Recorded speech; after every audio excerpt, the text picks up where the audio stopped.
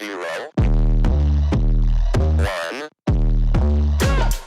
Let's get started. Hello and welcome to Beyond Top 10 Tennis. My name is Dr. Ashley Berge and I'm your host. If you're not familiar with my work, would like to learn more about it, head on over to AM8 International, the first tennis lab of its kind worldwide that is centered on delivering top 10 tennis rankings and is 100% backed by science. I'm the author of 14 books behind multiple theories and have been a elite coach for over 20 years and work with athletes around the world, Europe, the United States to Australia. I'm also the world's leading authority in this space with my research, coupled with my extensive coaching background, being responsible for landmark findings to deliver the next generation of play.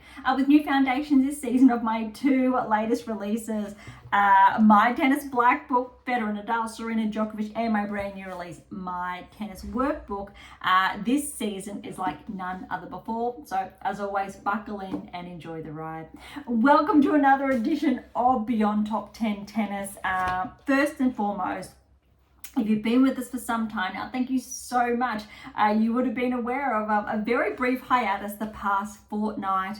But look, if you are new, welcome. I would encourage you, as always, to track back to earlier episodes, but also get your hands on those latest releases. December last year, this one came out, and March was when my latest release did come out. This one should be by your bedside table. You should be completing it every single night. It's actually the first journal I've developed through all of the books behind me as well. Really important. If you've been following your Black Book this season, that did again come out in December. I can't believe how fast this season's gone. You also should be following your homework, if you like, every single week, integrated in there, periodizations integrated in there to force you or to help you learn when you should be taking adequate time off as far as your training loads are concerned, etc. This week you are up to week 3 of block 10, but since we've had that fortnight hiatus, it's been a little bit over 2 weeks actually since our last episode, which I very rarely do. I think we've been around over 2.5 years now, and I think this is only the second or third time there's actually been a gap like that, but I'll share more shortly.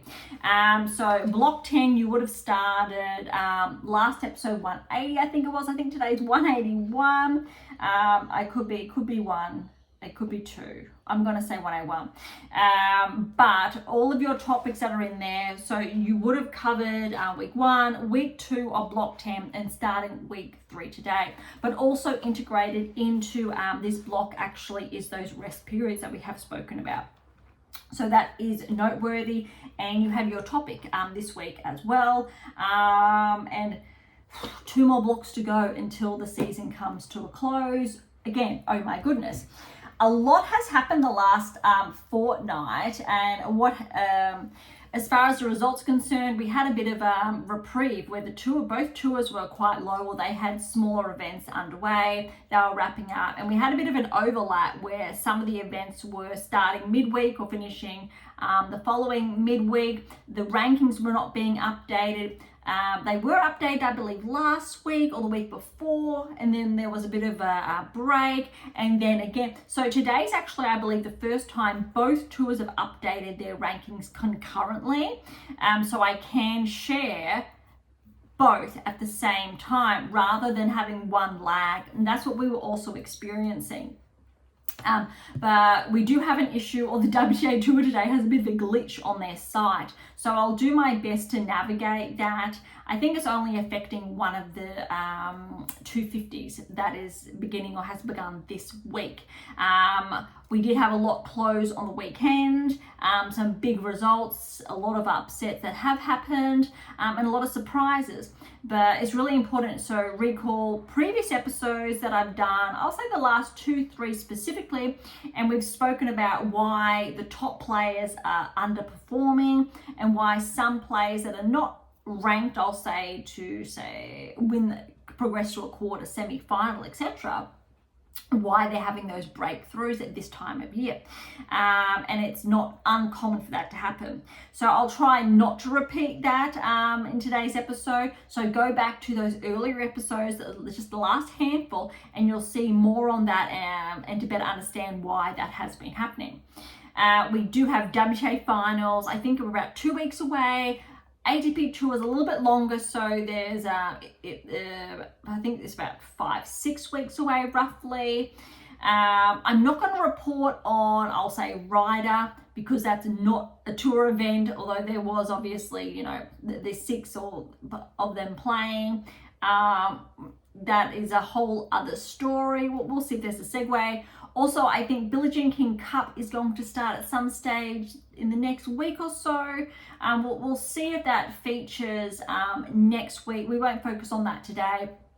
We will focus on the rankings this week, not the ones that have been updated, say, in previous, I'll say the last 2-week lag, because there was a bit of an inconsistency there. So I'm just being clear with that. Last Grand Slam, US Open, so we're a number of weeks away from that now. A lot of the tournaments now are really, if players had not qualified for the top 8, they're, for lack of a better word, chasing their tails, trying to get those points. So it's a very different conversation when they're just trying to get those points rather than, say, having a bigger off season. So some players have already decided to hang up their rackets, have that time, which I fully support.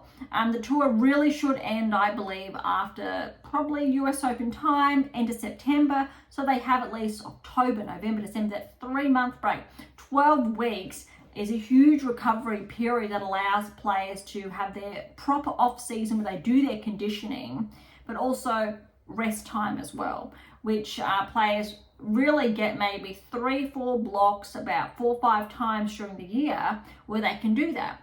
So to put that into context, if you're one of the best players in the world and you're reaching the semi-finals, finals, almost every tournament you play in, you're getting really limited rest periods back to back, because that next tournament starts in that 1-2 days time. So it's very challenging, takes a big toll, and that's why we're seeing players drop off, or the top players drop off as well.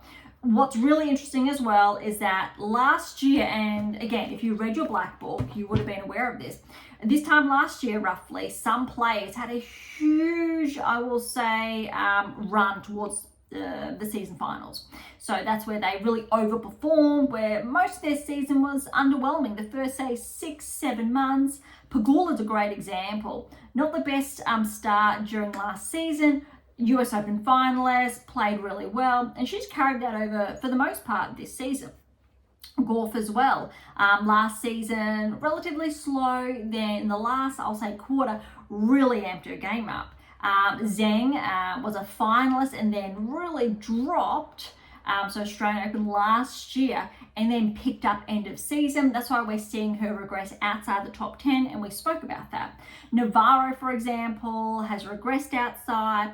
Different situation where she was really on a big peak last season and then started to drop. You got the likes of Zverev, Fritz holding on, but still playing really good tennis. But you can see Zverev, for example, starting to underperform. Some players like Medvedev are starting to perform better after having not so successful in their term season. They still had, I'll say, a good season. You've got players, Sabalenka, really interesting, has taken, I'm going to say, the best part of the last few weeks off. She's had that downtime. She's got those points to spare. Yes, I'm aware that she has been playing as well, but it's intermittent break, so not, say, the 2-3 weeks back to back. Performing well, took that time off, as obviously deservingly so. Other players, so Swiatek had those points to try to get back because she didn't play around this time last year. So, but she hasn't been able to rest as much from that perspective. So she still had good results, not the best, but you need to remember that she's been performing quite well, hit that peak, and then we're seeing a little bit of a drop, and if it has been planned carefully, we should see that peak again. Paolini She's been playing a lot this season, and I feel like we're seeing that peak. So it's a different trajectory. Rybakina, for example, not so bumped outside the top 10 early this season, hadn't been playing that well, but we're seeing that peak again. Just to put that into perspective, I think that's really interesting. Rudd's another example where he started to peak again, had a bit of a drop off. Dimonor, he's had a tough season, but he's amping that up slowly again. So we'll go over a number of players. We've had some breakthroughs as well. Gauff, how well she has been playing as well. Pegula, yes, as well. Sinner, Alcaraz keep bringing it. Fritz is really up there, I think, with his level of play. But then you have the likes of Draper. He's had to cut his season short. I haven't really seen too much of Shelton. He's back in action this week. Mazzetti will touch on his results the past week as well. Rune back inside the top 10. Serious injury it looks like, so it's most likely going to be out for, depending the severity, I will say 6 months potentially. A side note there, I actually did both of my Achilles 6 months ago. Those of you who know a little bit about me, I've been running. So background as a runner, did those ultra marathons, etc. So I would say I'm quite a decent runner from that perspective. And having done both of the tendons underneath my feet and both of my Achilles, it's been quite a hard slog. I'm still not back to where I was, nowhere near that. So very different level. I do not compete with the elites anymore. So to put Rune's injury into perspective, if he has the best rehabilitation team, which he should have, he could shorten that 3 to 6. But again, it depends how bad it is, and it sounds like it has been quite bad, but it'll be interesting. I do remember though when I had a very bad one that I could not walk for 48 hours. Rune had a pretty solid limp there, so again, it's going to be quite interesting, and potentially some of you listening may have done your Achilles before, so you can put that into perspective at that elite level. The damage, the toll, but it'll be quite interesting, the comeback trail, because it will remain susceptible for some time thereafter. I think I've covered most areas that we haven't touched on. Before I forget, so we had that lag as well, and I did share why that would be happening. Seasons end, focusing on the bigger events that have been underway, and we have had those 500, 1,000 events on both tours that we will go over. But also, I have been working on, and I did share this, I think I want to say last episode, maybe it's the one before, my latest book. But it is a fictional book, so I'm not going to share too much here because Beyond Top 10 Tennis is focused on the data. But because sometimes I am pulled in a different direction, there will be, I think, those intermittent lags between our episodes. I'm excited for it. When it comes out, I will share more. But it's been a huge task. It is very big, very detailed, very exciting.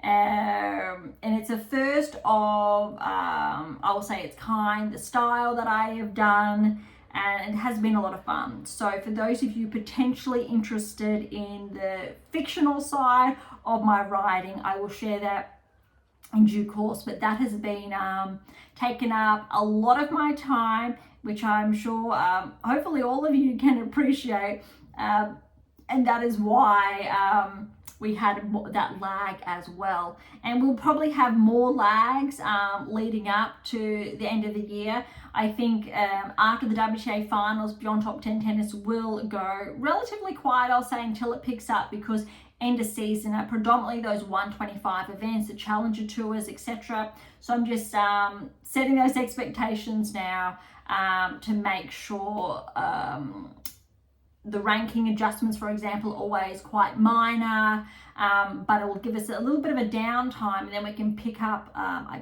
want to say late December, when we really see, the season kicks back into gear. So after the finals, it's really who's going to finish the year inside the top 10, inside the top 5, setting themselves up, I think, for a really prime next season. The players who continue to participate and play are typically those, I will say, ranked outside the top 50, really vying to get those extra points to push them closer towards potentially top 35, top 30, just those incremental ones, to potentially be a seed at the Australian Open, or if they're ranked, top 200 in the world, to get closer towards 150, 100 for that chance of qualifying, direct entry, etc. So, and I did talk about in the last couple of episodes as well. So this time of the season, it's a very different ball game from that perspective. All right, so a number of events. We've got 2, 4, 6 to go over on the WTA Tour. I think there's 2 underway this week, and we have 2, 4, 6, 7 on the ATP Tour. I think there's again 2, maybe there's 3 underway this week as well. And then as always, we will do the rankings last. WTA Tour is here, ATP Tours there. I hope that has been a nice catch up for the last fortnight away. We may go a little bit over today. I probably will not share all of the results in sync or specifically because there are so many or a lot to get over. Primary objective today is really to share what's been going on, who's been tracking specific upsets, understanding why the data really reinforces that, informs that, or why it is quite an upset or a surprise, what it's telling us about WTA finals, ATP 2 finals, how players are looking to end their season, who's really ending the season on a high, looking like they're potentially going to peak, to who's really a little bit overcooked, a bit overdone, they haven't had the adequate rest integrated into their schedule, and why they've been suffering from that perspective. And you can learn by applying that into your game. Again, we've spoken about the 8 keys, 7 keys, how to develop a top 10 tennis ranking is that text, one of the blue ones there. The 7 keys is one of the white ones back there. But all of those texts there, they're really pivotal. But again, to learn more about them, as always, head on over to AM8 International. A lot of tabs there. There's been a bit of a lag the last couple of weeks. It needs to be updated. It will be, so potentially by the time you do have a look, everything's updated again. Again, let's get started. WTA Tour, ATP Tour. We're starting off with the China Open. It did wrap up again a little over 2 weeks ago. Recall that we did go over, we were up to the round of 16 and we were live when the round of 16 was taking place, or halfway through or thereabouts. So I'm going to kick off there, and I'm starting with the biggest upset. But why it wasn't the biggest upset is, look, it's Swiatek Navarro.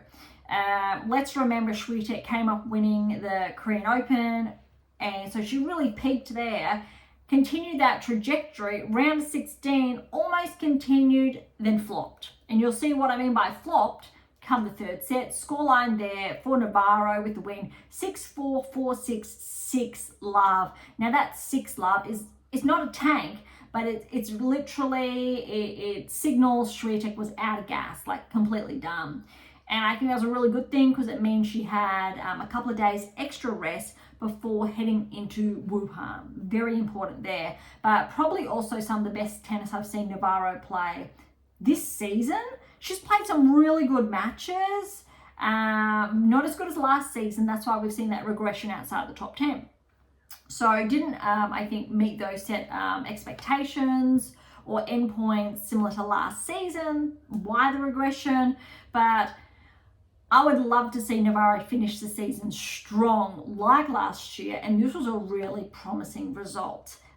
Next match, though, is a different story. All right, going down, Pegula Kostyuk. Pegula really impressed me, I think, at the China Open, absolutely. Over Kostyuk, 6-3, 6-7, 6-1. But again, Kostyuk's been playing some really good tennis. Absolutely deserves to be ranked inside the top 15. Just needs to get that consistency back. But that level of play, again, it's not going to happen this season now, but next season, potentially, if Kostyuk can push through round of 16, maybe make that quarter-final breakthrough, I do think top 15 is around the corner. Cartel and Andreeva, this was actually a really big upset. Let's keep in mind how well Cartel played at Wimbledon, so the championships. Andreeva, we're seeing a little bit of a lull here, but what I actually like about this is Andreeva's been taking more time off, and more time than other players, say inside the top 10 predominantly. Has not qualified for the WTA finals, not yet. If Andreeva does qualify, I actually think she'll be quite dangerous because she's going to come in a bit fresher. That's just from my perspective, and there could be a very big upset. However, if Andreeva does not qualify, different story, has a longer off season, but I actually think whichever players get that longer off season, if they're ranked inside the top 20, more so the top 10, really more dangerous coming into next season.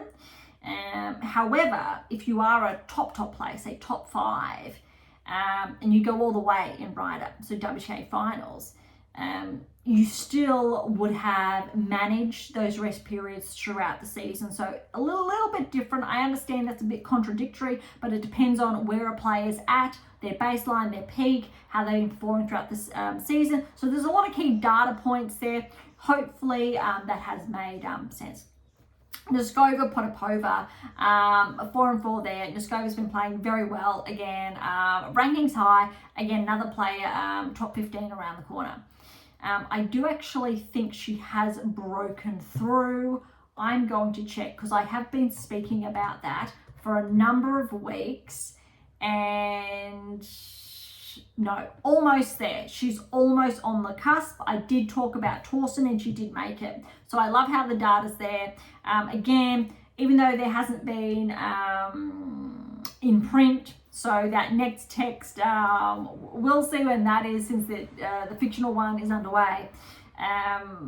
All of our episodes is when I've been sharing the live data with you. And that's, I guess, why you can track through that progressions and the player's trajectory, how I've shared which player is going to progress when, and how we've been seeing that unfolding all season long. Very cool. I think it's really cool. All right, Paolini Buskova. This is a really very good match because Buskova has been tracking.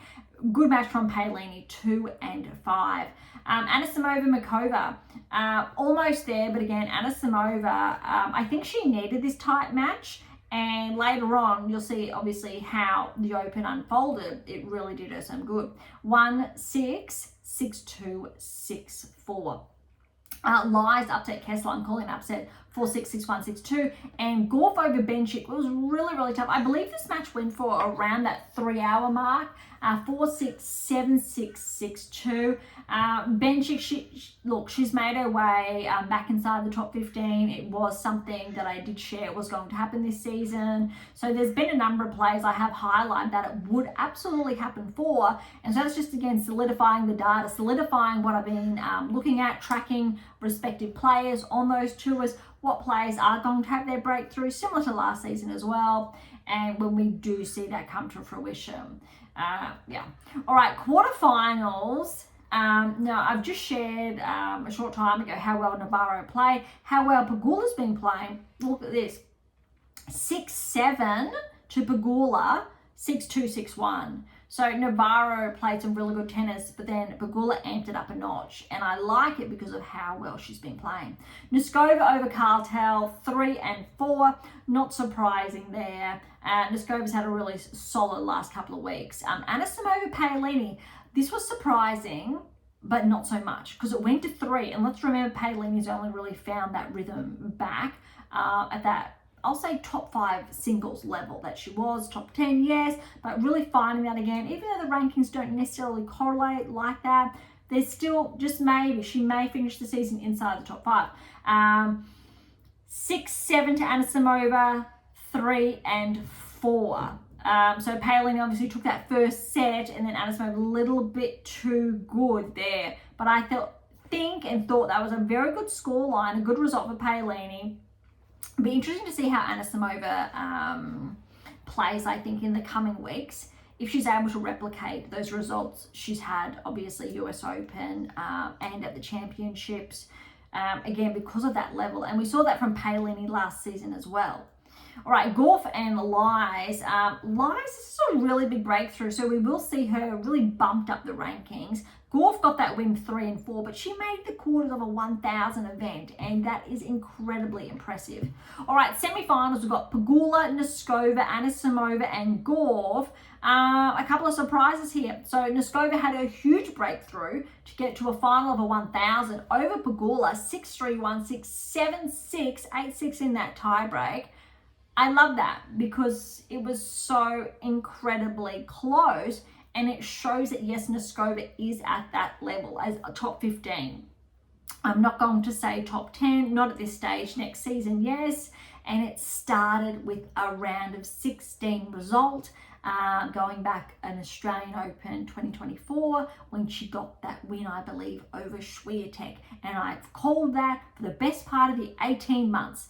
And this is why I get so excited and why AM8 International is the leader worldwide in these players, and how you can integrate that into your game, because there are so many players that I've been tracking on both tours and how they have been tracking and progressing towards the top 10, and how when you apply those key data points into your game, the same thing can happen. Very cool. But again, that's why Beyond Top 10 Tennis exists, to share with you the data, but in live rather than waiting for that next book to come out. All right, other semi-final, Anisimova and Gauff. This was a very big upset, was not anticipated. Anisimova literally blew Gauff off the court, 6-1, 6-2. Huge. But I want you to remember that scoreline. Remember that, because it's happening to other players. Now, I'm saying that because there was an event coming up after, we'll talk about, where Paolini did the same thing to Swiatek. So when we see that top 5 level, top 10 level, really I'm going to push, look, Anisimova, Gauff, top 5. Paolini really should be top 5. That level of play, when one of those players almost whitewashes the other, something's not quite right. One player is really on their game, and the other one just cannot get their footing in the door, so to speak. And that's what Anisimova was able to do to Gauff, and we see it on the ATP Tour as well. Typically, say, Sinner, Alcaraz do it quite frequently to other players, but we have seen it other players, also in the Six Kings, I think it was, a bit of a reversal with other players doing it to them. But we don't have the result. Well, we're not going to dive into that, only because it's not one of the 500, 1,000 events.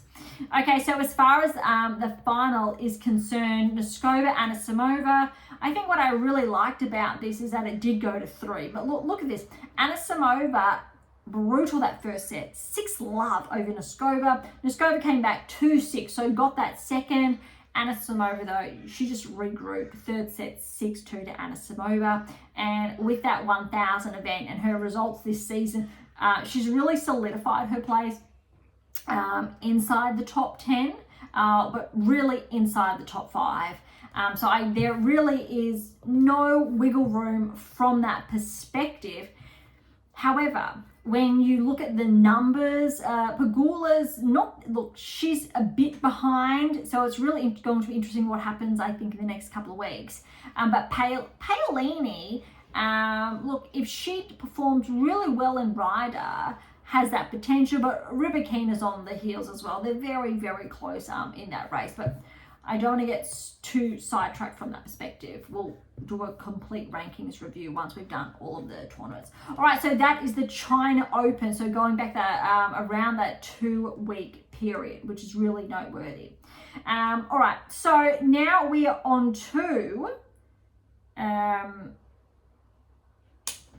making sure, in case you did hear that, Wuhan. And so this is the first time we were seeing the players, everyone back in action. And that was really important. I want to see, so they're not going to show us because of the outage at the moment on the WTA Tour's website.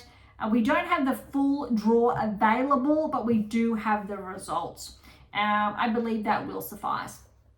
All right, so we're going to go through relatively quickly only because Wuhan is a huge draw. It's, I believe it's 64, it's big. So I'm going to go really quickly through first round. Baptiste over Kruger in 3. Buskova over Osorio, straight set. Sykman over Yastremska. Look, Sykman was up 4-1 in the 3rd. Otherwise, it would have been an upset there. Mertens over Polonina Kudermetova, straight sets there. Siniakova over Schneider, that's an upset, straight set. Siniakova, we know, doubles, one of the best players in the world for doubles, or is on the WTA Tour side. Has been playing some really good singles play this season and really well done. Still an upset with Schneider being the 15th seed.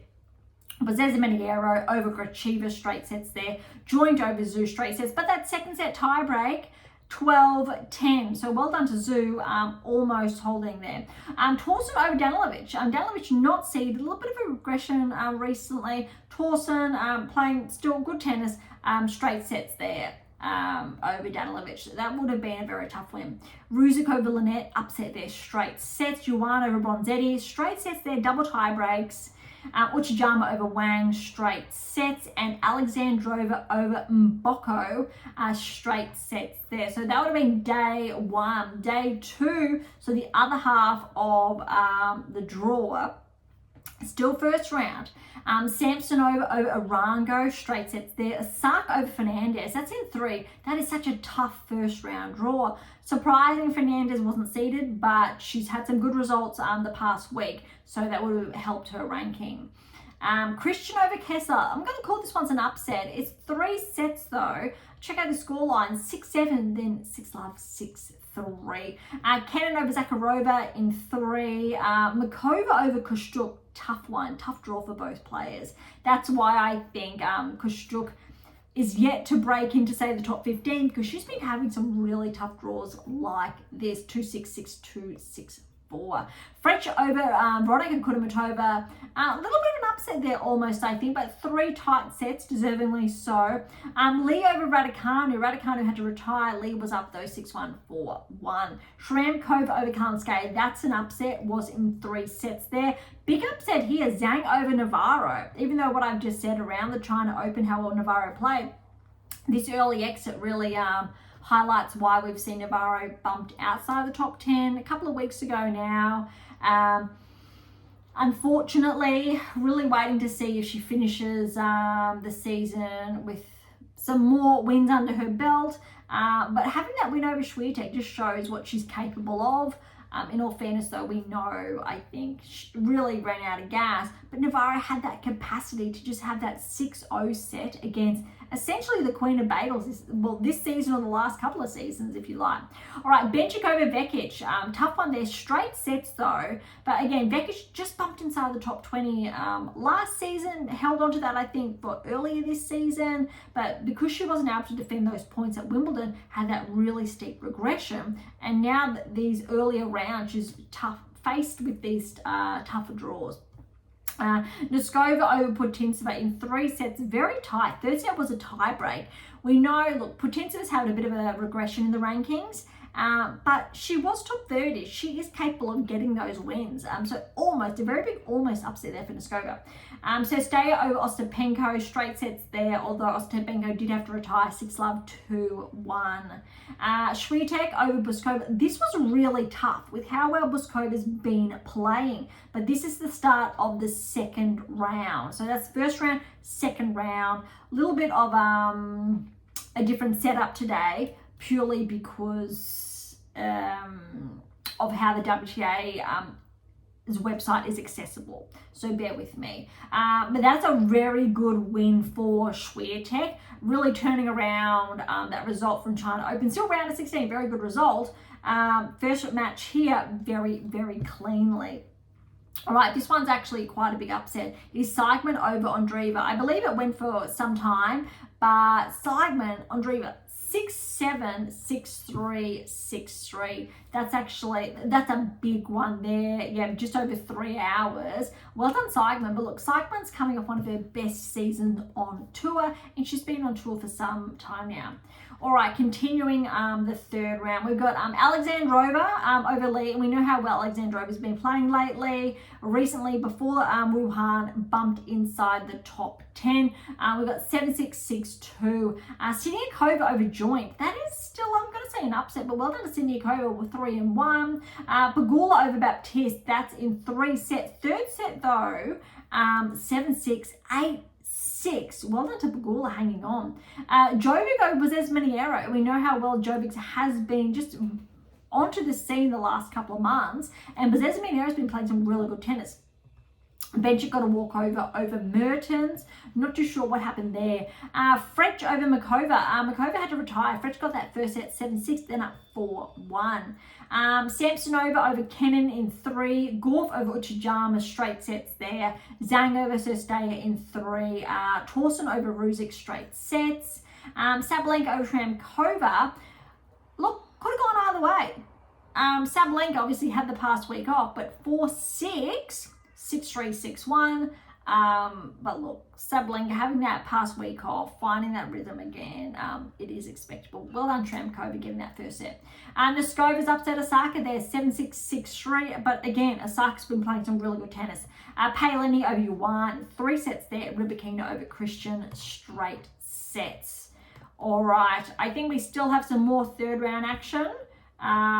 Just going to double check. No, we are straight onto now the round of 16, it looks like. All right, so Siniakova over Jovic, round of 16. Both players were anticipated to make the round of 16. Again, this is a 1,000 event. Well done, both ladies. Points galore for both of them. All right, but Siniakova, that was 5-3 over Jovic.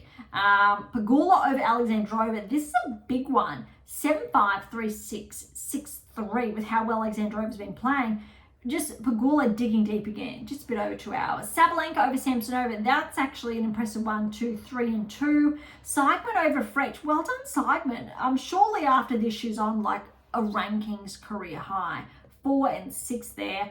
Paolini over Torsen, although Torsen did have to retire in the third. Paolini was up 3-1. Rybakina over Noskova. That's actually a big one. Really seeing Rybakina find that level of play again, 3-4, especially Noskova, who's been so in form. Swiatek over Benchik, 7-6, 6-4. That's a tough one. A bit over 2 hours. That is very, very tight. But again, well done to Iga. Gorf over Zhang, 3-2. Gorf playing really, really clean tennis in Wuhan. All right, quarterfinal time. I think what's really noteworthy, we have Siniakova and Seigman non-top 10. All other players, it looks like, are top 10 as anticipated.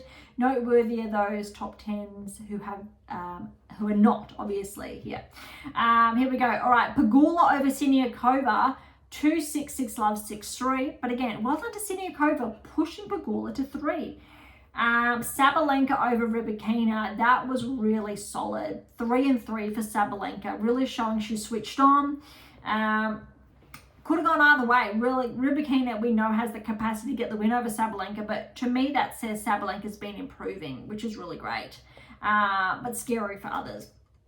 Gorf over Seigman, 3-0.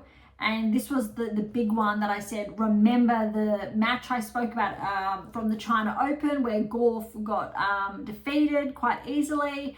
Paolini, Swiatek, big upset here, 6-1, 6-2. Would have thought it went to 3, but it really showed how Paolini was switched on for the match. Semi-finals. Gorf, Paolini. Gorf got the win 4-3, but look, relatively close. Then the other semi, Pegula over Sabalenka. Very, very close. Bit over 2 hours there. 2-6, 6-4, 7-6, that tiebreak, 7-2. That was exciting. And we know, as far as the finals concerned, it was straight sets, but it was very close. Gauff, Pegula, Gauff with the win, 6-4, 7-5. Big points for Gauff, really holding her own, especially since she didn't defend China, lost those points, but she's gained them back more in Wuhan, really solidifying, I think, her place inside the top 3, absolutely. Wow. All right, so that is Wuhan. Big results there. Even though Sabalenka was a defending champion, she made the semi-final, so she only dropped a number of points. Not that many, but still in really good shape. All right, now we do have the Ningbo Open. It was a 500 event. It just wrapped up, I do believe, yes, over the weekend. So very good timing as far as that's concerned. And today, kicking off round of 32, a little bit because the WTA Tour's website's still down, we're using the same format, so bear with me. All right, so Kenin Kessler, I'm going to call it an upset. Kessler over Kenin here, straight set, 6-1, 6-love. Benchik over Lynette, 3-2. That would be as anticipated. We've got Stanobatseva over Putintseva. Stanobatseva's really been improving this season. That's a 4-2. Sonman over Sasnovich, 3 sets there. Schneider over Wang, 5-3. Again, this is it is a 500, so a lot of the seeds did have buys there. All right, so bearing with me. Veronika Kudermetova over Ruzic, straight sets. We've got Tomljanovich's upset Torsen in the first round, 1-6, 7-6, 6-3. That's a huge win for Aya. Well done. Samsonova over Gayo in straight sets. Mikova over Vondrasova, straight sets there. And I believe they've met again this week already in the first round, which is very brutal. Yastremska over Mboko, straight sets there. Zhu over Raducanu. Interesting since she retired last week, back in action. But went to 3-6, 6-4, 6-1 Zhu, 2.5 hours. Yuan over Wang, 3-3. So you can see by the draw, even though it is a 500, a lot of players, top 10 players, chose not to play this week. Which is quite interesting when you're looking at, well, it's smart, periodization. Those who've been playing a lot could take the week off. Those who are really chasing the points, who are feeling fit, can continue to play. All right, so round of 16, we've got Benchik over Stanobatseva in 3, but well done to Stanobatseva pushing Benchik to 3, 5-7, 6-4, 6-7-5. Tomljanovic over Sonmez, straight sets. We've got Schneider over Mikova, very good win, probably one of the best wins Schneider's had in a while. 2-6, 6-1, 6-2. And Zhu upset Andreeva, so Andreeva with another early exit. 4-6, 6-3, 6-2. Yeah, that's probably the biggest surprising one there. And Andreeva was the number 1 seed, a bit over 2 hours. That's a really big upset. And seeing those back-to-back early rounds, it does suggest, again, because of Andreeva's age, she's very healthy, can keep playing, but potentially mentally just needs that break. And I'm all for it. And it's a lot of players, I would encourage them to do that. All right, continuing round of 16 here, we've got Kessler over Samsonova, a big upset. So well done, Kessler, straight set, 7-6, 6-1. Paolini over Veronika Kudermetova, very good in there, 2-5. Alexandrova over Yuan, 3-3. And Rybakina over Yastremska, 6-4, 6-7, 6-3. Well done, Yastremska, pushing Rybakina all that way. That's actually very impressive. Keep in mind, round of 32, and then the seeds did have a bye, and that's why we're seeing the seeds now round of 16. So I correct what I said earlier with some players not playing, but still we're seeing a lot of, I'll say 50% top 10 are playing and the others not playing. Again, noteworthy. As far as the quarters are concerned, we do have a number. Okay, so think about it. We've got Benchik's not top 10, Paolini is top 10, Alexandrova's top 10, Rybakina's top 10, Schneider's not top 10. So you've got 3 actual top 10 players in the quarters. Benchik, though, look, next season, she definitely has the capacity to push through, I think. Paolini over Benchik in the quarters, 3 sets there, 5-7, 7-5, 6-3. Alexandrova over Kessler, 3-3. Rybakina over Tomljanovic, 6-2, 6-love. And Schneider over Zhu, 2-6, 6-3, 6-1. Noteworthy, though, the points that, say, Zhu, Tomljanovic, Kessler are going to pick up is huge. Benchik, yes, but I think we almost anticipate Benchik, or I do, to be at this level. She's that good. All right, wrapping things up, as far as the semi-finals are concerned, Rybakina over Paolini, 3-2. And then Alexandrova over Schneider, 3-4. But this result still allowed Paolini to qualify. But as far as the finals are concerned, Rybakina and Alexandrova are both vying for that last place, I believe. Rybakina got that win over Alexandrova, but it was close. 3-6, but then Rybakina 6-love, 6-2, to put all of that into perspective. Very cool, I think, for both players who are back inside, back inside the top 10. Rybakina, Alexandrova, I believe, has been maybe just before or was at 11 for a bit. Really good results. And Alexandrova is actually the surprise packet. We did not necessarily see that. We saw top 15, but how she's been playing the last probably 6 to 8 weeks absolutely deserves that. But it is because we've had some players not performing, primarily Zheng, injury, and then came back and not playing, obviously, at that level of a top 10 player. All right, a couple more events we do have now. 250 that was wrapped up over the weekend really quickly now. Osaka was the #1 seed and Noskova was the 2nd seed, but we've got a lot of upsets, I do believe. All right, Osaka over Sonobe, straight sets. Lemens over Arango, straight sets. Christian over Cocchiaretto, straight sets. Possess Manera over Volnyet, straight sets. Mertens is back, so remember she retired earlier in one of the previous events. Mertens over Buska, straight sets. Valentova over Yala, that's an interesting one there. We got Kruger over Sakari, 3 sets there. Danilovic over Hibino in 3. Ali over Gracheva, straight sets. Garland has fallen to Shramkova. Now remember, Shramkova took that set from Sabalenka. Galfi over Park, straight sets. Fernandez over Baptiste, straight sets. Tough one there. Buskova over Shibahara, straight sets. Gulbik over Andreescu in 3. Uchijama has fallen to Sersteya in 3. And then we've got Noskova has fallen to Bulta. Bulta's best win, I think, almost all season. She had a really good last season, has struggled. So she got inside the top 30, I think 25 Katie was at, but she's really been bumped out. I think she's around 40 at this stage. So that's actually a really good win. All right, as far as I think the round of 16 is concerned, we've got Osaka in 3 over Lemens. Christian has upset Bozes Meniero in 3. Valentova's upset Mertens. That's a big one in straight sets.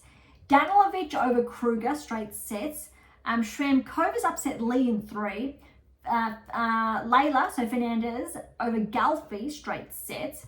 Gulbik has upset Buskova in 3 sets. 3rd set was a tie break. And Sersteya, I'm going to still call it an upset over Bulta in straight sets. So a lot of upsets here. But again, keeping in mind, it is a 250. Christian got a walkover in the quarters. Osaka withdrew, unfortunately. I believe it was something. I did read about it, but it's not coming to mind. So it was an injury, and I think Osaka had to have surgery actually on her birthday. All right, so Valentova upset Danilovic 4-6, 6-2, 6-3. Fernandez, good win over Shramkova in the quarters, 7-6, 6-3. And Sersteya, big win over Gulbik, 6-2, 2-6, 6-3. Semi-finals here it's Osaka, so the Japan Open, is Valentova, big breakthrough over Christian, 3 sets, 6-7, 6-4, 6-3. And Fernandez over Sersteya, 6-1, 2-6, 6-4. And the final, oh my goodness, Fernandez over Valentova, 6-love, 5-7, 6-3. Super close. Aside that first set, but Going back, I want to say Washington, I think it was, that Fernandez won. Had a little bit of a regression after that really big peak, and it's great to see Layla back up again. That's really exciting. Interesting to see the impact it will have on her ranking, I think, from that perspective. All right, so well done, Layla. That is the Japan Open, which means we're up to this week's events. And I don't think they're going to show us, no, actually it looks like they're going to show us now. WTA website is responding. Possess Many Era is the #1 seed. When we're looking at, I take that back, it's still misbehaving. The Guangzhou Open, so in China, the Guangzhou Open, keep that one in mind. It is a 250. It was working a short time ago. Now it doesn't want to work. That's fine. Possess Many Era is the #1 seed, just for perspective. Yala's the 4th seed, Lee's the 2nd seed. Maria's already been eliminated, and she is the 3rd seed. Putintseva in action. Polonina Kudermetova. They're probably the primary players to keep an eye on, I think. Osorio, Volonyets, Tomljanovic, Sun, see how they perform. Wang, Fan Wang got a wild card. That'll be interesting too. All right, so we will have a look at that last week. It is only underway, started yesterday. So I think when I checked earlier when the site was working, there was only a handful of matches underway. Right, so but the other concurrent event this week actually is I believe it's a 500 that is underway. Again, just started last week. Just going to see if they're going to show us. It looks like the website. No, it is okay. So the Pan Pac Open in Tokyo, it is a 500. No draw. It was going to show us. Just bear with me. I'll see if it will show some. I think we might get through. All right, so we do have some initial matches that we will go through, but we won't be able to look at the entire draw, but it is underway as we speak. Lies, first round of 32 has already got a very big upset over Bulta with how well Katie just played last week. 2-1. Lies really has been on the up and up this season. And remember, it started Australian Open, and we did mark that with the predictive analytics with how Lies would perform this season. Gracheva over Wang in 3, Kessler over Buska in 3, Joint over Gulbik, 3 tight sets there. Kalinskaya over Lamens, straight sets, and Makova over Vondrasova. Vondrasova unfortunately did have to retire. That is going to be interesting. Okay, so I'm not too sure. Let's have a look if they're going to show us the players in. Rybakina and Alexandrova are playing. And I think the results of the Pan Pac Open will depend on which player qualifies for the WTA finals. That last place up for grabs. That's going to be quite interesting. Benchik's in action, Neskova's in action. Benchik and Neskova had a very heavy season. Sinead will be in action. Let's see if she can finish her season on a high. Let's see what Mboko does. Kenin, they're probably a Fernandez. Let's see if she picks up from her peak last week. That's going to be interesting. Probably not. Kalinskaya's are back, already out of the blocks. Like Sakari has qualified. That'll be interesting as well, how well she plays. And Yastremska. So it is a decent draw. It is a 500. But again, we'll get back to that next week. When obviously everything is played out. All right, on to the rankings. Keep in mind, we're going to go really quickly because today's a big episode, but I did preface today with that because we have a bit of a catch up. We won't go over the last 2 weeks ranking because it wasn't on par, say, with the ATP Tour. So it's today's or yesterday's live rankings when they came out Australian time. Today they technically came out US time. All right, so welcome to the top 500. Arajek, 25 years of age, from Slovakia. She's up 5 places, broken into the top 100.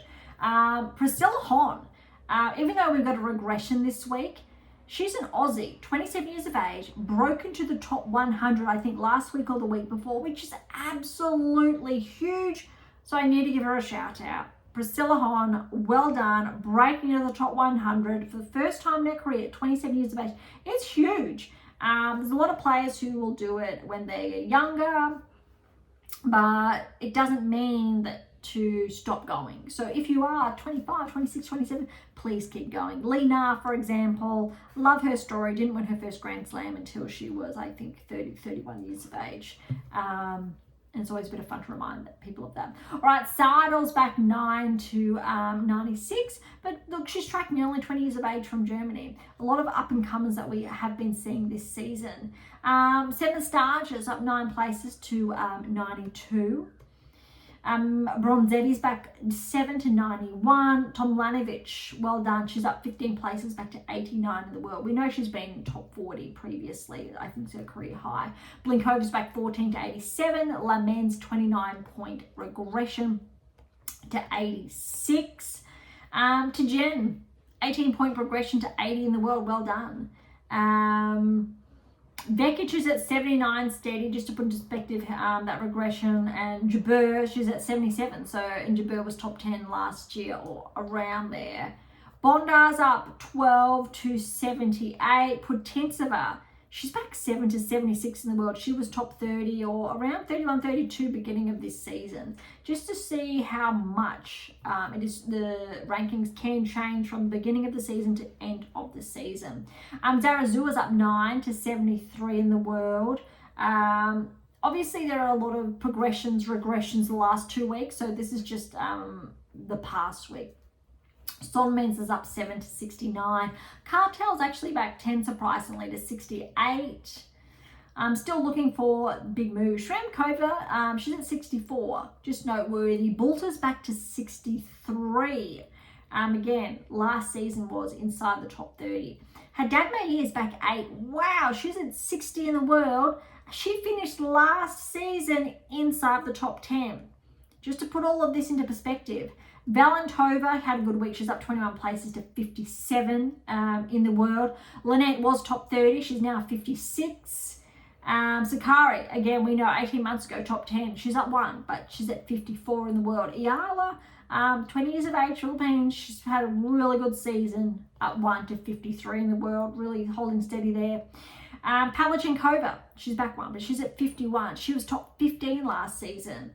Liza's back 6, but she's broken into the top 50, which is huge for her, 23 years of age from Germany. And Danilovic was top 40, back a bit, she's at 49 now. Arango's broken into the top 50. That happened, I think, last week or the week before. Really huge progression there. Siniakova at 46. And you know what? Number 1 in doubles, I believe. She's having a really good season. Serstay is up 6 points to 45 in the world. Buskova steady at 41. I still believe she's got the legs in her to really progress further. Seigman, she's at 39 in the world, 37 years of age. Absolutely huge progression. Now, one player I'm actually not seeing is Azarenka. I think Azarenka could have been bumped outside the top 100 for the first time since she broke into the top 100.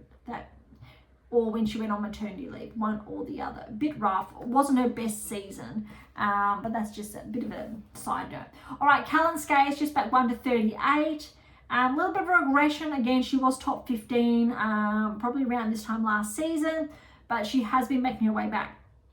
Boisson, recall from the French Open. She's starting to make some inroads again. She's 37 now. Krejcikova, back 4 to 36. Again, top 10 last season, but she's had a lot of injuries that she has had to deal with. So Krejcikova actually isn't performance related, it's injury related. Same with Mondrasova with her injuries. She's up 2 to 34 in the world. That not injury related, or is injury related, not performance related. So a bit of a difference there.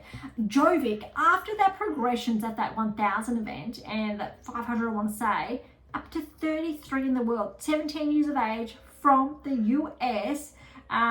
Very big news there. A joint 19 years of age from Australia is at a career high, up to 32 in the world. If joint maintains her ranking for the rest of the season, she could be the first Australian woman to be seeded since Ash Barty, which would be huge news. Although I'm keeping in mind Kazakhstan, because she changed nationalities and is an Australian now, she will be seeded. Still very cool with her ranking. Most likely she will maintain her position inside the top 20. Had a little bit of aggression lately. We'll get there shortly. All right, other players, look, Raducanu's back inside the top 30, which is really big news for her. Still only 22 years of age. I think a lot of us forget that. Yastremska's back inside the top 30 up to 28. Kostruk's at 27. Badosa, look, she was top 10, injury related. For her ranking regression, she's at 26 in the world. Cannon's up to 25. I think that's the highest she's been ranked, probably in 2-3 seasons. Ostapenko, 18 months ago roughly, was top 10. She's at 24 now. Fernandez, up 5 places to 22 in the world. Really good, on the cusp of breaking into the top 20. Makova was top 10, then just bounced outside the top 10 around a year ago, but she's now at 21 in the world, just showing how much movement there's been. Schneider was on the cusp of the top 10 around 13, I think it was. She's at 19. And then we've got Samsonova, Noskova, Osaka. Navarro's at 15, but we know top 10. So she still can get there, but not this season, I don't believe. She still needs to scrape together a number of points, at least another 600 points. Then we've got Svitolina. She's called it early her season. Berge's at 13, but she's still playing strong. Still has the capacity, I think, to close in on the top 10. Not top 10, but close in, because there's really only about there's 700 points-ish separating, let's say 800 to be fair. But it's because Torsen is less than, a bit over 100 in front of Benchik at 12, but Zheng's been bumped out. I think it was last week or the week before, outside the top 10, or Qinwen Zheng. And she's at 3,000 points. Alexandrova inside the top 10s at 3,375 points. So look, if Benchik plays and keeps winning and winning and winning, and maybe, but most likely next season, we really need to see how Andreeva's playing. If she's got points to defend, for example. Same with Keys. Haven't really seen Keys much in action, but I think it's because she didn't play that much this time last year, so she doesn't have those points to defend. Still comfortably inside the top 10, and I do believe Keys has already qualified for the WTA finals, for example. So top 10, Alexandrova's new. Andreeva this week's back 3 places to 9 in the world. Let's remember she's only 18 years of age, so it's still huge. Was inside the top 5. Keys is back 1 to 8, but Rybakina, who came back inside the top 10, I think 2 weeks ago, is now up 2 to 7 in the world. And Paolini, because of her results last week, is back, progressed 2 to 6 in the world. And then you've got Pegula, Anisimova, Gauff, Swiatek, Sabalenka. So the order of the top 5 has not changed. But Alexandrova and Andreeva, they're still 1,000 points apart. So look, safe as far as top 10 is concerned. Andreeva and Keys, though, they're less than 100 points apart. Keys and Rybakina, a little over 100 points. Rybakina, Paolini is only 20 points. So very, very close. Probably next week there will be a switch, I'm guessing. But let's see. Pegula's got about a 600 point lead though on Paolini. But that could change. I still think Paolini is top 5. But it'll be really interesting to see, I think, how the season ends from this perspective. And it looks like the top 4 are really solid, because between Pegula and Anisimova, you're looking at over 800 points there. Gauff then has a 2,000 almost point lead on Anisimova, and there's about 900 points separating Swiatek Gauff. What's really interesting is WTA finals when they come. For example, if Swiatek loses early, I think Gauff would get to 2 and we'd see Swiatek at 3. It looks like Sabalenka's guaranteed the season-ending #1 ranking. Although if she loses early and Swiatek wins, there could be some points there that you actually could see Swiatek at 1. I think that's a very big maybe. I have read a lot saying that Sabalenka is guaranteed the #1 ranking, so that could be a little bit off. But when I'm looking at the numbers, it actually looks like with the points that are on the line, and if a player did lose early, potentially that could happen. The likelihood of that happening, though, is quite slim with how well Sabalenka's been playing and the time she's had off. Golf's been playing very well, so I think she really is there for a challenge. I believe she's the defending champion, has more points than to lose. Swiatek is going to be really interesting. Same with Anisimova, Pegula, but also Paolini. I think Rybakina, should she qualify, it looks like she will be very dangerous. Keys is going to be an underdog, purely because we haven't seen her play in some time now. And she really could surprise a lot of us, like she did in Australia. So that'll be very, very interesting. Okay, oh my goodness. Can you believe the time that has passed just to go over the WTA Tour? That is incredibly extensive, but I did say that was going to happen. So let's head on over now to the ATP Tour. More of the results here are not as, I will say, shocking, surprising as far as the data is concerned. It's nothing that we're going to dig too deep into. But let's see how we go. I do envision that this will be relatively a lot quicker. And it's only because we have a lot of the top players and we can see them tracking. ATP Tour, we have a smaller number of top players that are consistent and they are not always playing or through these events. And we're seeing a lot of newcomers come up and shift things around, especially the later stage. And it's not always consistent. So hopefully you can wrap your head around why the data is more appealing and detailed on the WTA Tour, and why there's been this big discrepancy on the ATP Tour a lot this season. I did share, though, we would see that in your black book. Last season, recall, it was actually the other way around. Just to put things in perspective.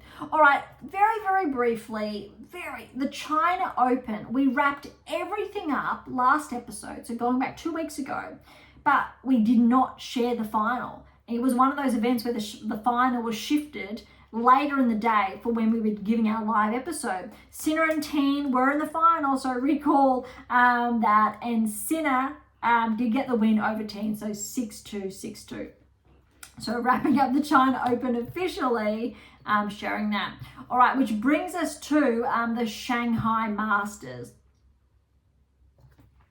Keep in mind, Shanghai, Alcaraz did withdraw, which really opened the top half of the draw up. And I think we got to this very early stage just talking about the draw. But we have a lot of surprising results here. So let's get to it. Mute automatically got through, really opening up that section of the draw. Okay, let's do this. Teen, excuse me, over Kekimovic in 3. Kazakhstan over Martinez in 3. Nora with the bye. David Fokina with the bye. Anali over Sakamoto, straight sets. Savincha over Wu. Well, I'm going to say straight sets. Wu looks like he's had to retire. Medvedev, Kakanov with bye. Shang over Kokovic in 3. Borges over Venez and Schulp. 2 tiebreaks. Close. More buys. We've got Mazarak over Quinn. Straight sets. We'll go Carabelli over Adame. Looks like Adame had to retire. Royer over Navone in 3. Rindenek over Milovic, but another retirement there. Interestingly, Milovic got that first set. Rindenek was at 1-love in the second. But Milovic had to retire. And Rindenek has taken big advantage of that, so keep that in mind. Well done. O'Connell over Zamir, straight sets. Howells over McDonald, straight sets. Tabillo over Garon, straight sets. Dijon over Zhu in 3. Boo over Cerundolo in 3. Comasana over Blanchet straight sets. Goffin over Mueller in 3. Bonzi over Opelka straight sets. Manarino over Berrettini straight sets 5 and 6 there. Berge over Korda. That's a tough one for Korda. Korda was top 30, but he's had a really steep regression this season. Nishioka over Shevchenko straight sets. Munar over Fuchsovich in 3.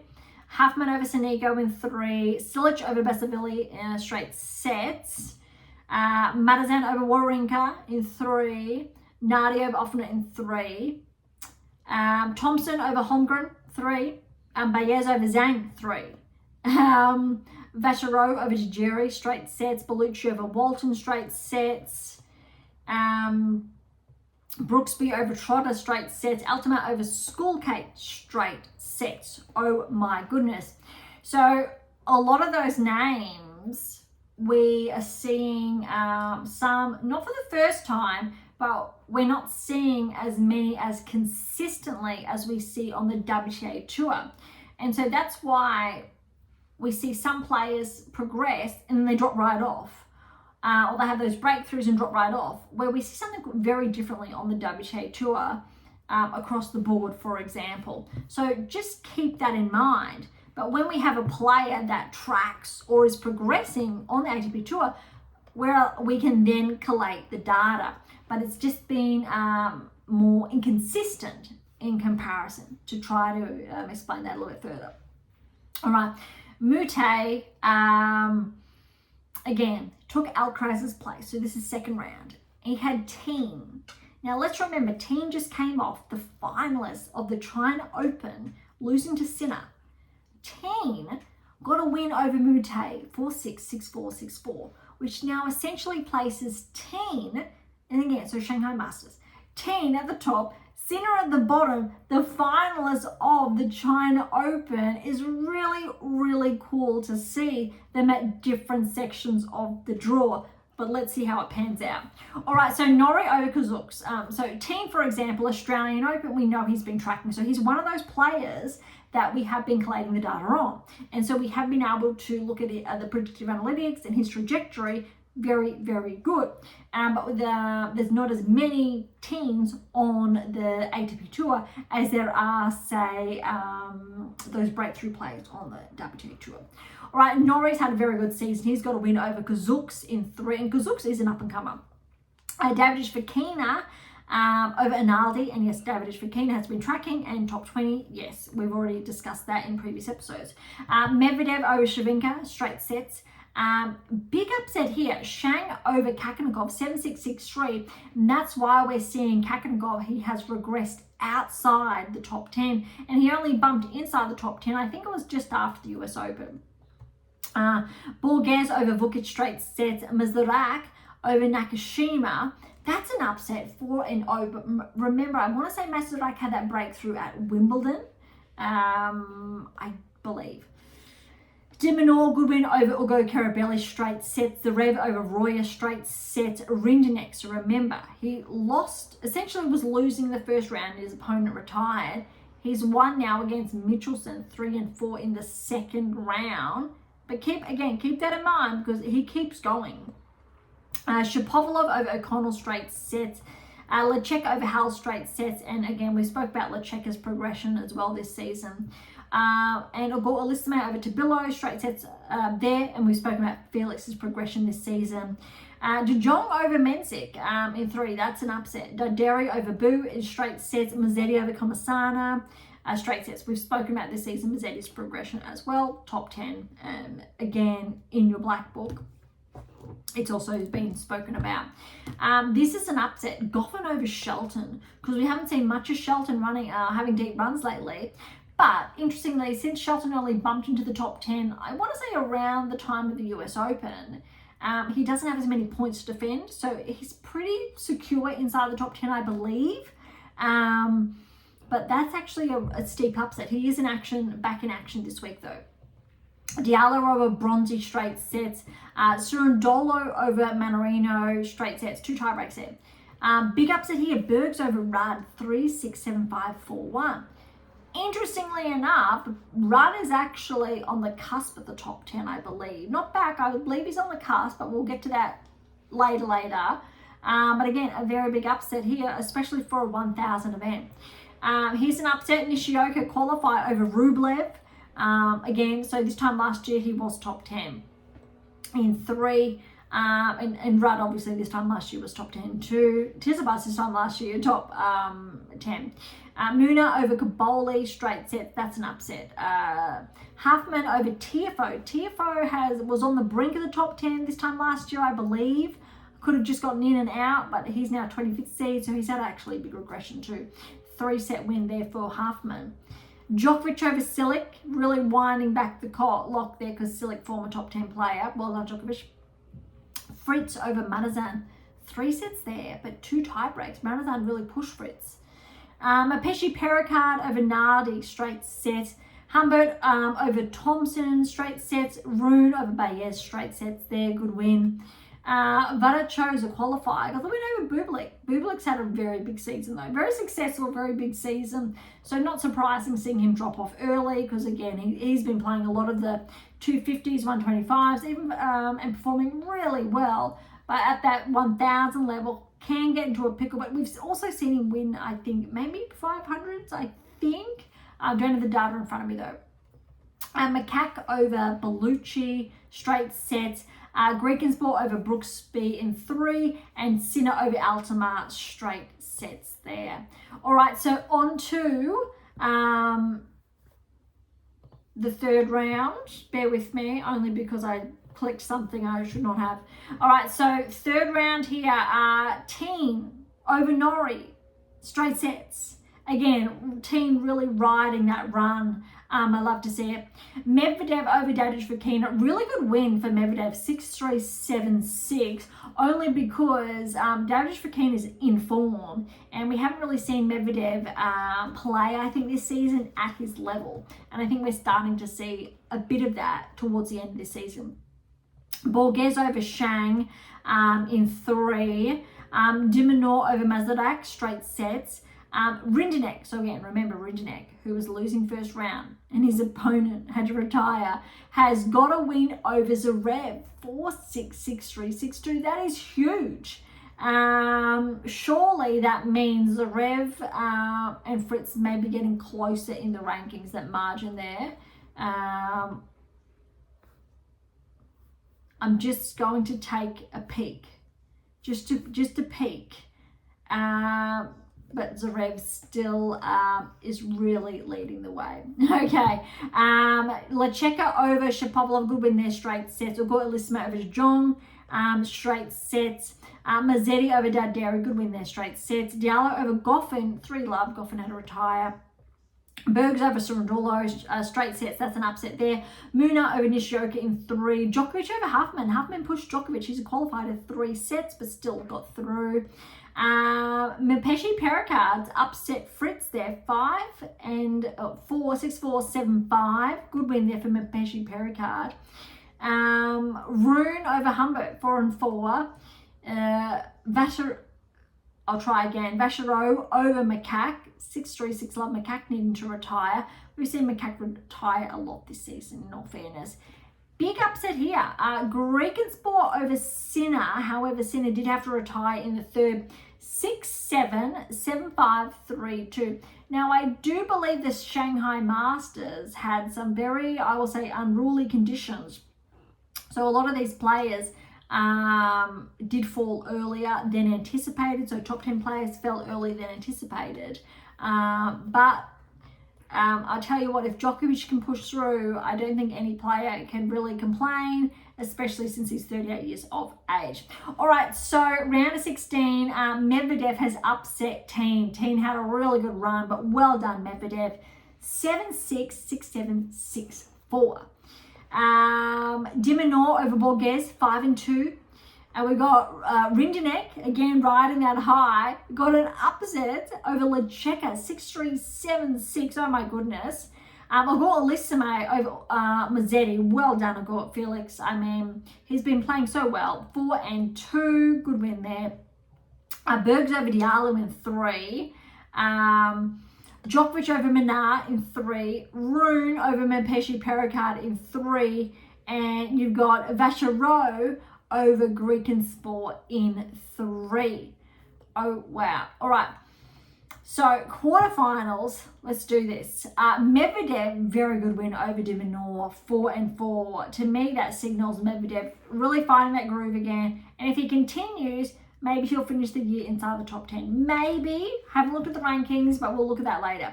Rinderknech over Ogor Elisame, 3-4.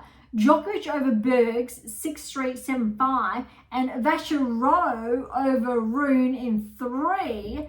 2-6, 7-6, 6-4, and hopefully you are well aware by now Vachereau and Rinderknech are family, or they are cousins, so you know what's about to happen.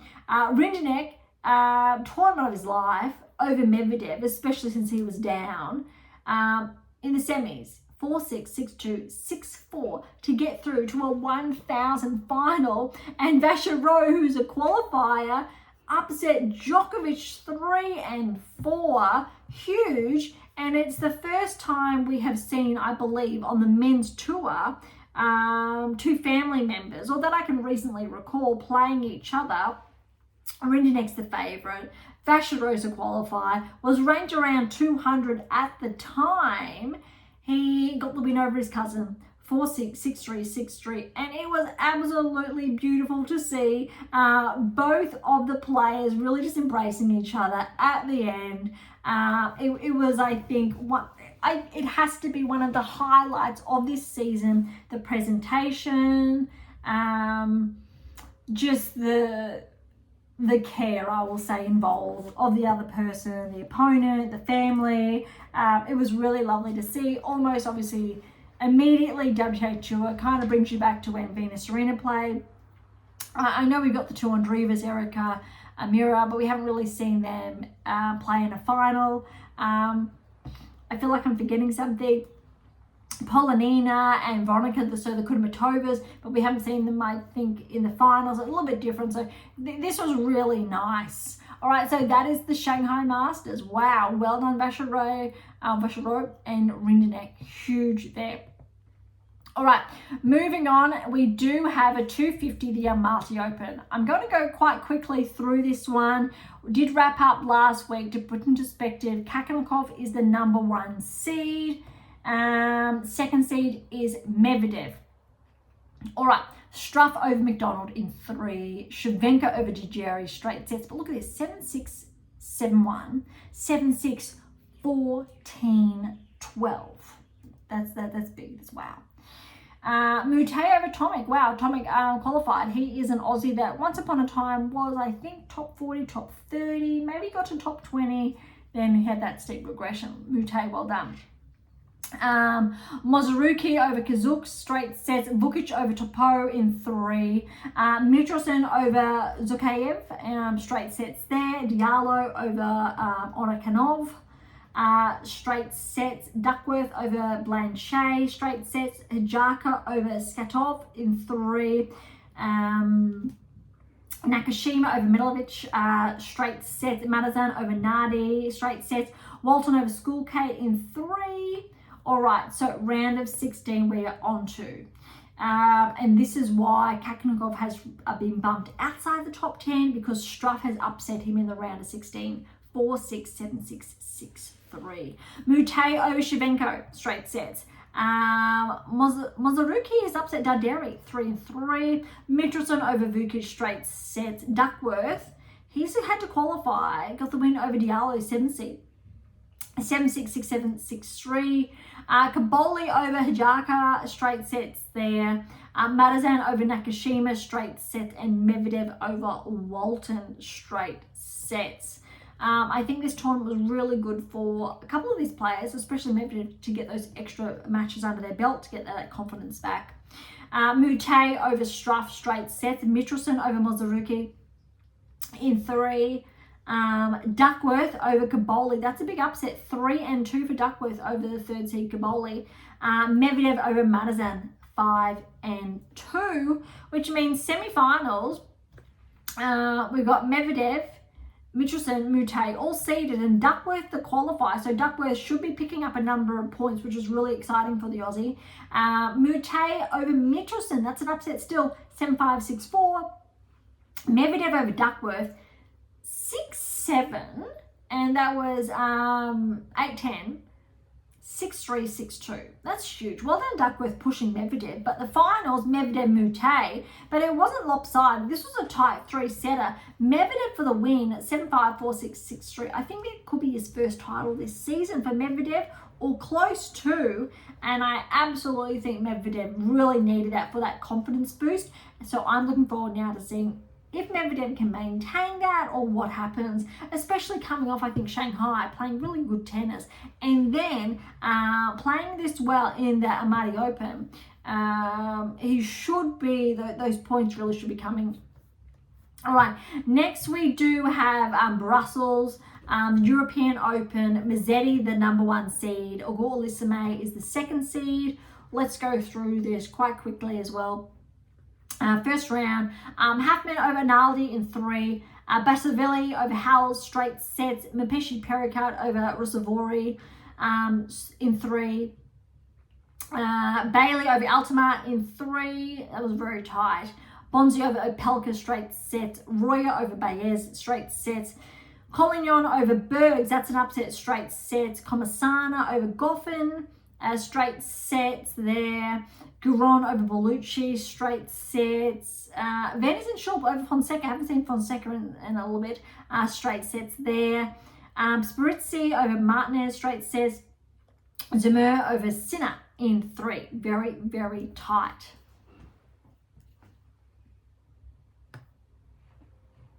All right, on to the round of 16. So Mazzetti's back in action. Good win over Huffman, 7-6, 7-5. Mapeshi Pericard over Basavilli, although Basavilli had to retire after Mapeshi Pericard won that first set. Lecheka over Bali, straight sets. Bonzi over Royer in 3. Collignon's upset Comasana, I'm calling that an upset in 3. That third set, though, was a tie break, 12-10. Davidovich Fokina, very close there over Garon in 3. Spirizzi over Venus and Schulp, straight sets, and Auger-Aliassime over Zemur. But look, 7-6, 4-6, 7-6. Very, very tight. Keep that in mind. A few rounds to come. Quarterfinals, Mapeshi Pericard's upset Mazzetti, 6-4, 7-6, 10-8 for the tiebreak. Lecheka over Bonzi in 3. Bonzi had to retire, it looks like late in the 3rd. Collignon over Davidovich Fokina, that's an upset, 7-6, 6-1. And Auger-Aliassime over Spirizzi, 6-2, 7-6. Which means as far as the semi-finals concerned, we still have, look, Auger-Aliassime 2nd seed, Lecheka 3rd seed, Mapeshi Pericard 5th seed, Collignon received a wild card and he made it to the semi-finals. That's huge. So look at this. Lecheka over Mapeshi Pericard, 2 tie breaks, 7-3, 9-7. Auger-Aliassime over Collignon, 7-6, that was 7-2, 6-4. That's huge. But both Felix and Yuri are in form players this season. And the final, the scoreline mostly shows, look at this. Felix for the win. It has to be his 2nd title, maybe 3rd for the season. Over Lecheka, 7-6, 7-2, 6-7, 6-8. Oh my goodness. 6-2 to Felix, really digging deep. Wow. Okay, well done to both players, both in form, both we've been tracking. And I've said Lecheka, top 15, here we come. I think he's almost there. Felix, so, has been playing so well. He definitely has the capacity, I think, to get back inside the top 10 where he was a few seasons ago, potentially next season. But well done to both players. All right, I think we are finally up to, no, we've got one more from last week, then we've got the 2 happening this week. The Nordic Open. This is where, unfortunately, Rune had a bit of an oops, or had the oops on his Achilles. Rune is the number 1 seed and Rudd is the 2nd seed. All right, let's do this. Fuchsovich over De Jong, straight set. Echeverry over Lajal in 3. Kekmich over Mueller, straight set. Berrettini over Zepieri, straight set. Soniga over Ferry, straight set.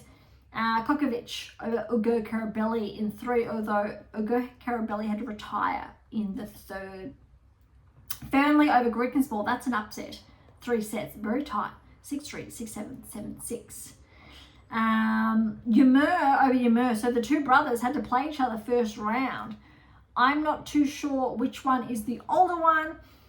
I just remember 2, 3, could be 4 years ago, one of them retired. They had a positive drug test and they disagreed, so they retired from tennis, but now they're back, so I'm not too sure. I know one of them was playing quite well at the time. I'm not too sure, but E and M, E Ymer over M Ymer, whichever one. 6-2, 7-6. Borg over Offner in straight sets there. Quarter over Popperin. That's actually a really good win. Look, Popperin's had a bit of regression. Got up to 25, I think, in the world. I think he's around 40 now. Quarter was, I think he got to 19 in the world earlier this season. Maybe it was last season. Really good win there for Quarter. Mazarak over Mislovic. Mazarak's having a very good season. Straight sets there over Mislovic. Silic over, I will do my best here to pronounce, Budkov Kadizer, straight sets there. All right, round of 16. Rune over Fuchsovich, 4-4. Echeverry over Kekmich in 3. Humbert over Berrettini, 7-6-6-3. Soniga over Kogovic, straight sets there. Emer over Fernley, well done, straight sets. Shapovalov over Borg in 3. Quarter over Mazarak, very good win for Quarter. That was 3 sets there, only because Mazarak is in form. Rudd over Silic, 7-6-6-4. Silic still has had tough draws this season. Still playing some great tennis. Quarterfinals, Rune over Echeverry, 6-7, 6-3, 6-4. Humbert over Sonigo, 6-7, 6-love, 6-3. Shapovalov over Ymer, although Ymer's going to pick up a number of points here. 6-4, 6-7, 6-1. And Rudd over Quarter, 6-7, 6-4, 6-4. But well done to Quarter, pushing Rudd all the way. That's a really good, I think, result for Quarter. But yeah, well done to Rudd. Semi-finals, look, this is tough because Humbert fell in the first set 4-6. It was 2-2 in the second set. Rune obviously looking like he was going to progress to the finals. That's when he would have done his Achilles. So Humbert progressed all the way through to the finals. That's a tough one, but well done, Humbert. Obviously, he won through. Rudd over Shapovalov, 3-4. But again, Shapovalov's been playing some good tennis. Former top 10 player. Maybe he'll get back there. But I did say this season he has been tracking. I think he's on the verge of top 30. I definitely think next season Shapovalov will be top 20 if he maintains his current trajectory. All right, finals, Rudd and Humbert. Humbert was top 15, I believe, mid-season, but he's still inside the top 30. Rudd for the win there, 2-3. I think that's really going to help his ranking. That's why we're seeing him closing in on the top 10 again. So we'll have a look at that shortly. All right, this week we've got Vienna and Basel underway. Sinner is playing Vienna. Zverev is the second seed there, but it looks like we don't have any necessarily results to go off. We've got a couple of first rounds. Bublik over to Billow in straight sets. Dimonor over Ronalov straight sets. Grekensport over Kakanakov in 3. That's tough. So Kakanakov, that regression we're still seeing. Nakashima over Darderi straight sets. And Nali over Kokovic in straight sets. That'll be interesting for all the other matches. They will unfold later today, but we'll get back to that next week. All right, the next one is obviously Swiss indoor. So Basel, Fritz is the #1 seed. Shelton is the 2nd seed. Couple of matches we can go over.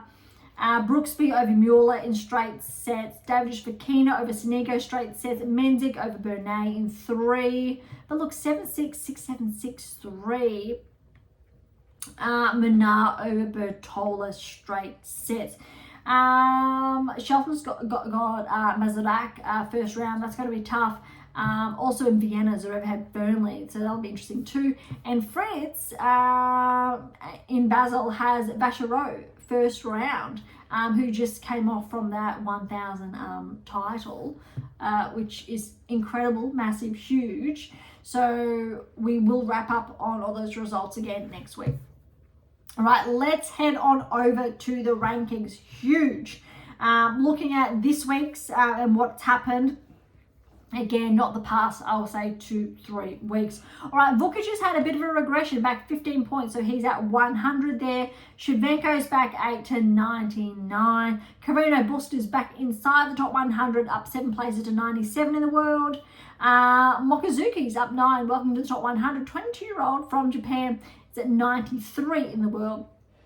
Leonard Struff, he's up 7 to 91. Silik's up 3 to 89. Bautista Agut's taken a little bit of a hit, a 30-point regression to 87 in the world. Just looking at the big ones, Hercax, okay, this time last year was top 10. He's at 76 now in the world. Mazarak, who has been tracking this season, he's at 5. He's at 70 now in the world. Monfils back 166. I think in the last fortnight, Monfils did share that next season will be his last season, which is sad, but also I think anticipated. Okay, Berrettini, we know top 10, but it's going back a number of seasons now. He is at 59.